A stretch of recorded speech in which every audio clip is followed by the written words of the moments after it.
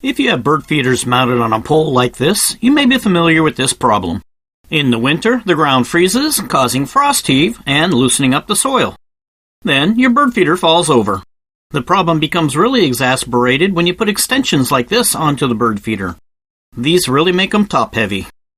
And the only thing holding it into the ground are these short little metal rods. So in this video, I'm going to show you how I fix this.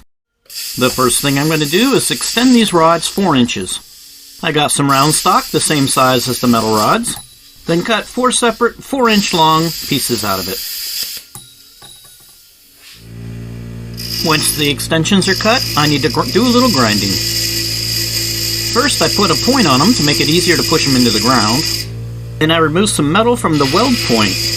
This will give my new welding metal a place to accumulate as I apply heat to the joint. The really nice thing about working with metal is if it's too short, you can always lengthen it easily. I can't really say the same thing about woodworking.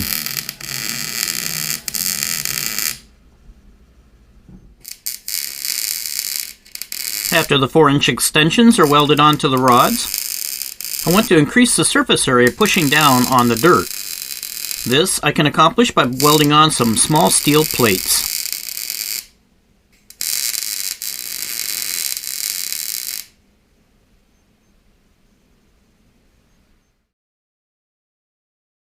In most cases, this fix should work. But if you're finding out that it's not working, a couple flat rocks can really be your friends.